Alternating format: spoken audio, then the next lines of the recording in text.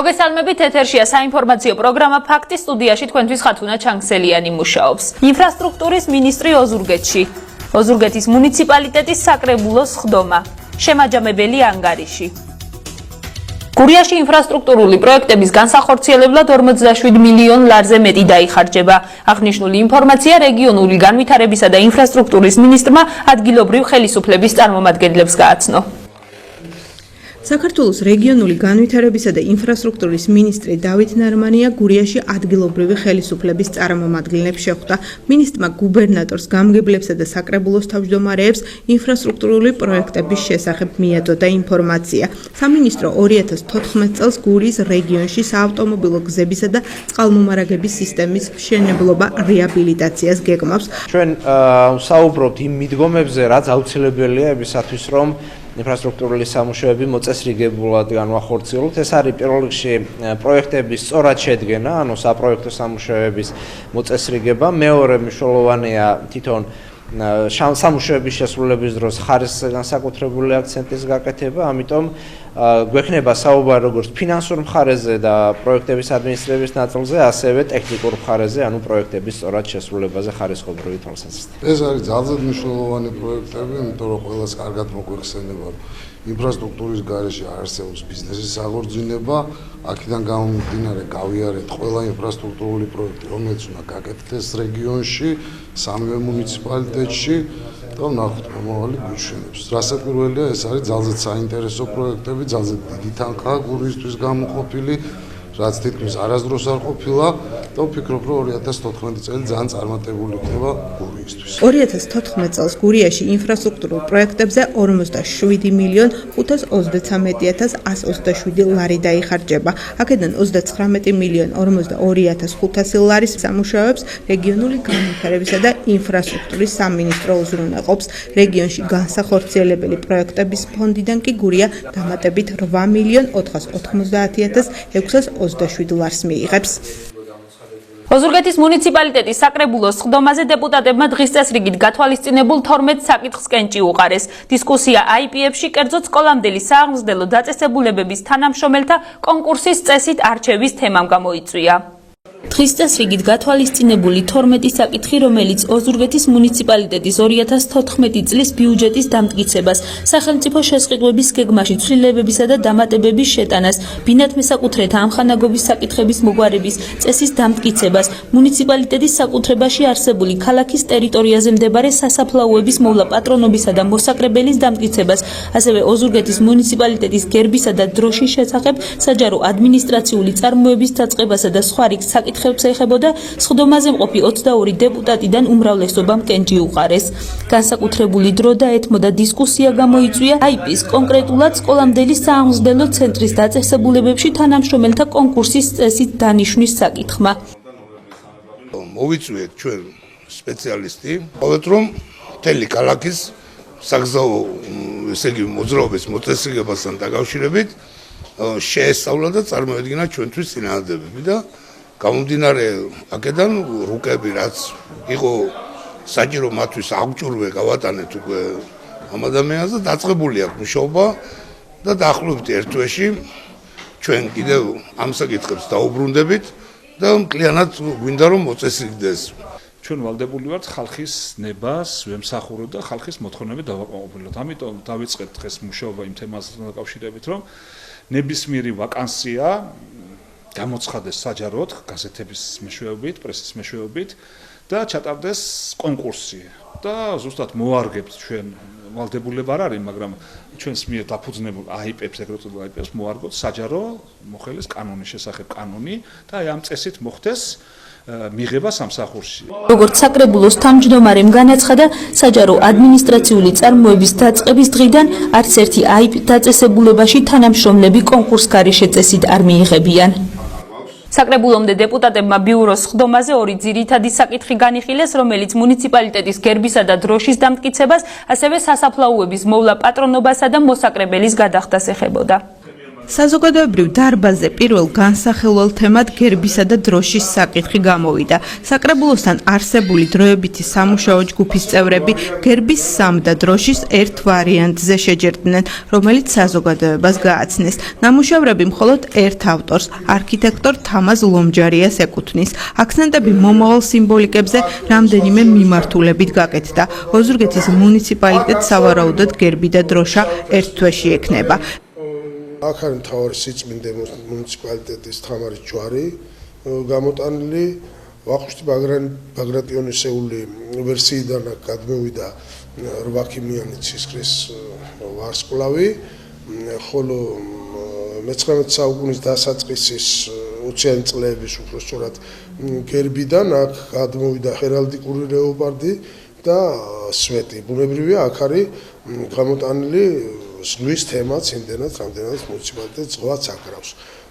მეორე ვარიანტზე არის მთის თემაც ჩადებული, ძირითადად დომინირებს წითელი და მწვანე ფერი. რიგით მეორე თემა, რომელზედაც საზოგადოებრივი დარბაზის ხდომაზე იმსჯელეს, ქალაქ ოზურგეთში სასაფლაოების მოვლა პატრონობისთვის, სავალდებულო მოსაკრებლისა და ყოველთვიურად 2 ლარიანი ტარიფის დაწესების საკითხი გახდათ.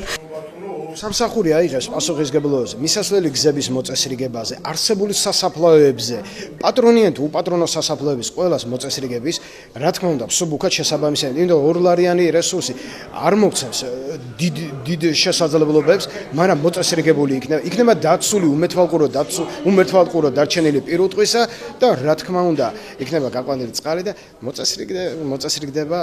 მოწესრიგდება სასაფლაოები ოზურგეთის ტერიტორიაზე. საზოგადოებრივი დარბაზის ხდომა საკრებულოს ხდომას წინ უსწრებს. მოსახლეობა ყველა იმ საკითხს ეცნობა, რომელიც წარმომადგენლობით ორგანოზე გავა.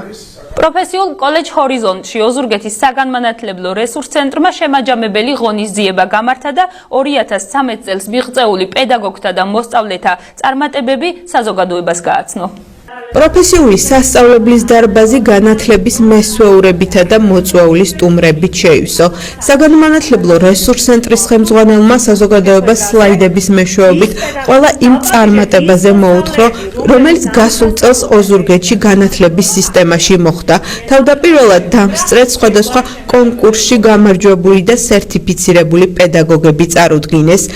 დღევანდელი დღე ჩვენთვის ძალიან მნიშვნელოვანია და ძალიან დასაფასებელია, რადგან ჩვენ დაგვასახელეს წარმატებულ მასწავლებლად, ეს ჩვენთვის სტიმული არის, რომ გავაგრძელოთ ესეთი შემართებით პედაგოგიური მოღვაწეობა. მერი მოსწავლეებზეც მიდგა, დასახელდა უამრავი პროგრამა თუ აქტიობა, რომელზეც ოზურგეთელმა მოსწავლეებმა თავიანთი სიტყვა თქვეს. ცერემონიის კულმინაცია კი ვერცხლისა და ოქროს მედალოსნების დაჯილდოება გახდათ.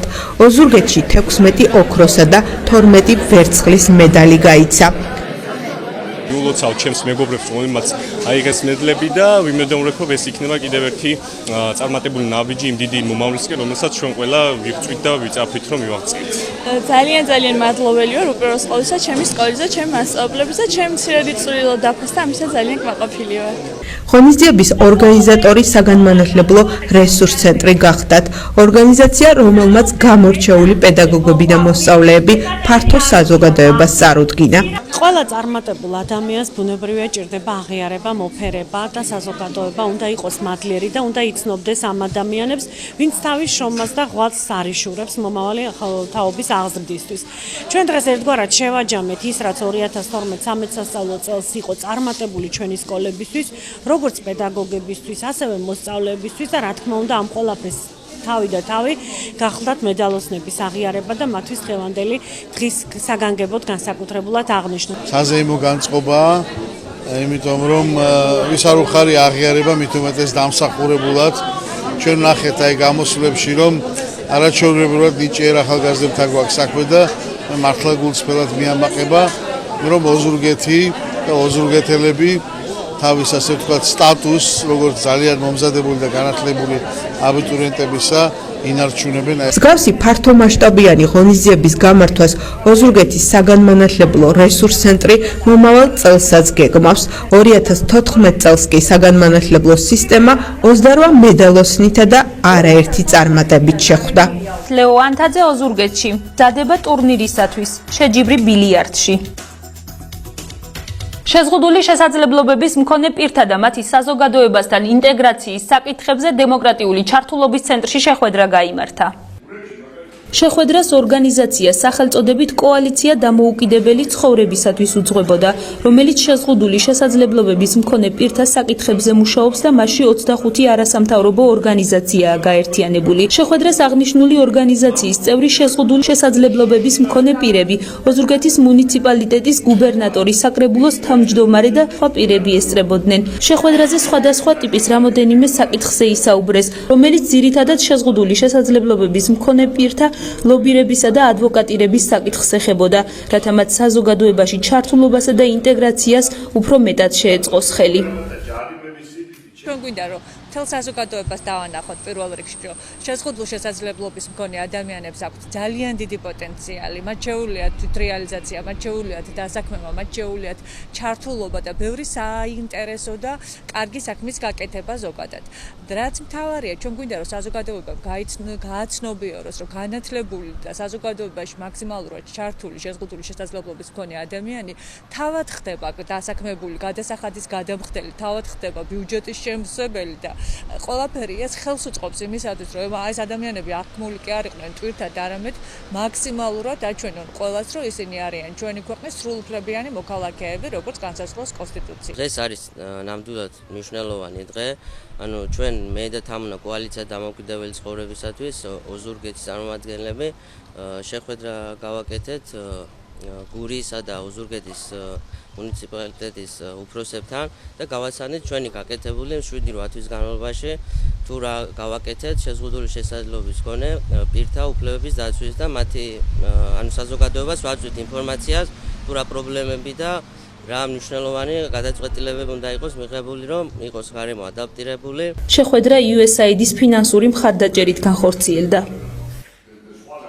ოზურგეთის ახალგაზრდა პედაგოგთა კავშირის დარბაზში დისკუსია დისკრიმინაციის აკრძალვასა და ტოლერანტობის საკითხებთან დაკავშირებით გაიმართა.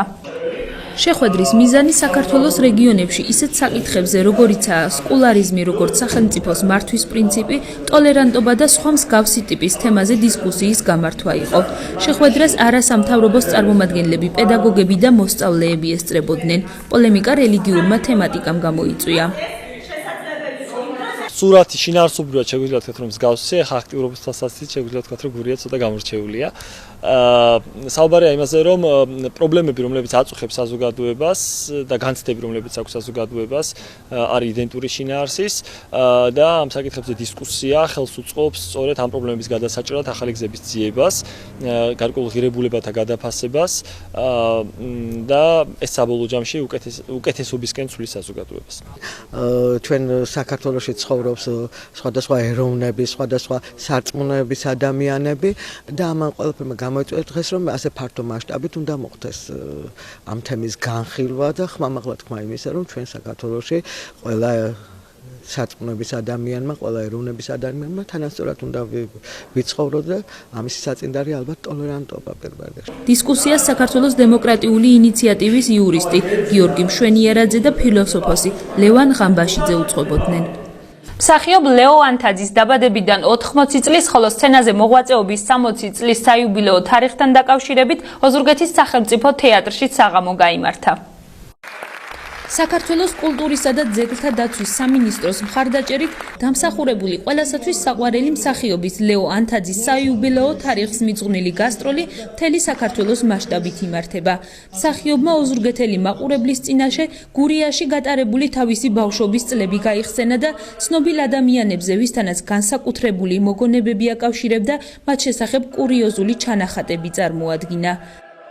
შემოქმედებითი საღამოთი ჩამოვედი აქ, რომ ჩემი ესე იგი ისაუბროთ ჩემ შემოქმედებაზე, ისაუბრები მსხვერპლი და მე პატარა სპექტაკლი, მონოსპექტაკლი მაქვს გაკეთებული, აგარაკი ქვია, ანუ ქვეშხური ესკიზები, სადაც ვიხსენებ მე ჩემ ბავშვობას, რომელიც გატარებული მაქვს ქვიშხეთში, სოფელ მწერალთა დასასვენებელ სახლში. იუმორის სტილშია ყველაფერი ეს, ესე იგი იუმორისტული საღამოა გამიგეთ. აი ესეთი იმით დღესაც ამით მინდა წარვისდეთ ვერსიაში. ჩვენ მოხარული ვართ, რომ სწორედ შესაძლებლობა მოგვეცა შევხვედროთ ისეთ მსახიობს, როგორიც არის ბატონი ლეო ანთაძე.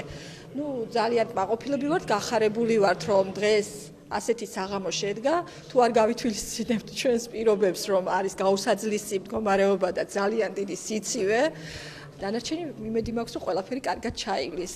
დამსახურებულ მსახიობს თბილის სიტყვები ოზურგეთელმა ხელოვანებმაც მიუძღვნეს და საიუბილეო თარიღს მიძღვნილი საღამო ხალხური ფოლკლორის შესანიშნავი მარგალიტებით გაულამაზეს. რენო ურუშაძის სახელობის ტურნირი ბილიარდში წელს მეორედ გაიმართა. გარდამავალი თასის მფლობელი ამჯერად ახალგაზრდა გიორგი მარგალიტაძე გახდა. ბილიარდის სპორტის ისახეობაა, რომელიც კოლორიტ ოზურგეთელს რენო ურუშაძეს განსაკუთრებით უყვარდა. გურიაში რენოზე უკეთ ბილიარდის თამაში არავის გამოსდიოდა. ბატონი რენოს მეგობრებმა მისი გარდაცვალების შემდეგ დანაპირები შეასრულეს და ტურნირი დააარსეს, რომელსაც რენო ურუშაძის სახელი უწოდეს. წლევანდელი საფინალო შეხვედრა საინტერესოდ და დაძაბულად წარიმართა.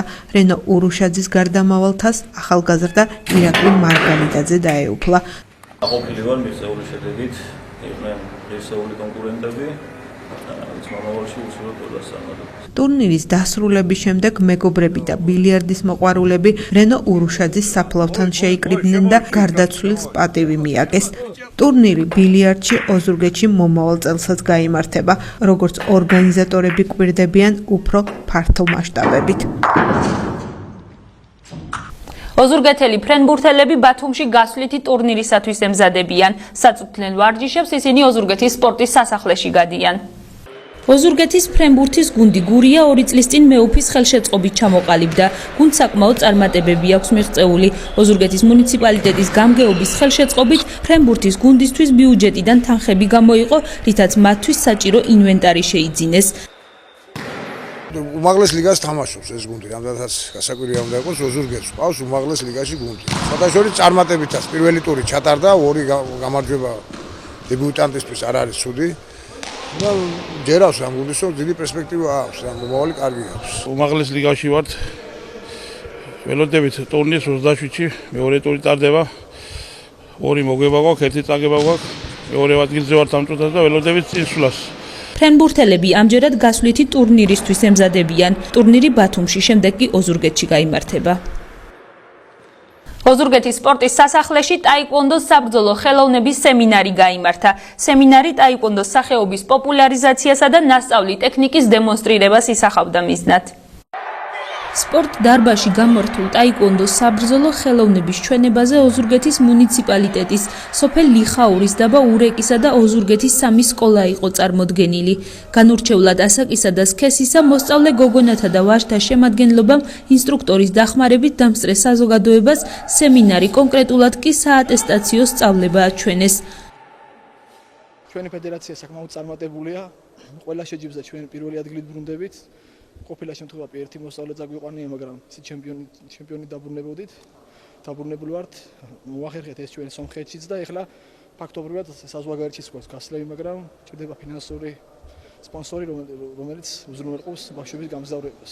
როგორც ტაიკვონდოს გურიის ფედერაციის პრეზიდენტმა ირაკლი ტუღუშმა განაცხადა, სამომავლოდ საქართველოში და რაც აღსანიშნავი ფაქტია ოზურგეთში, ევროპიდან ტაიკვონდოს ფედერაციის მთავარი მსაჯის, ბრევიზისა და მსოფლიო ფედერაციის პრეზიდენტის რიკიხას ჩამოყვანა იგეგმება, რომლებიც ტაიკვონდოს საბრძოლო ხელოვნების სკოლის მოსწავლეებს სემინარებს ჩაუტარებენ. გამოშვებას შაბათ კვირას მოსალოდნელი ამინდის პროგნოზით განვაგრძობთ. ოზურგეთში ნაწილობრივ მზიანი ამინდი იქნება, ჰაერის მაქსიმალური ტემპერატურა დღის 19, ღამით კი 11 გრადუსი დაფიქსირდება, ღრუბლიანი იქნება კვირა, ჰაერის ტემპერატურა დღის 18, ღამით კი 11 გრადუსი იქნება. ნაწილობრივ მზიანი ამინდი იქნება ლანჩხუთში, ჰაერის მაქსიმალური ტემპერატურა დღის 20, ღამით კი 11 დაფიქსირდება, მოიღრუბლება კვირას, ჰაერის ტემპერატურა დღის 19, ღამით კი 10 გრადუსი დაფიქსირდება. ღრუბლიანი ამინდი იქნება ჩოხატაურშიც, ჰაერი დღის 19, ღამით კი 10 გრადუსი იქნება, ღრუბელი იქნება კვირას, ჰაერის ტემპერატურა დღის 18, ღამით კი 9 გრადუსი დაფიქსირდება. მე ამ ინფორმაციით გემშვიდობებით წარმატებულ შაბათ კვირას გისურვებთ.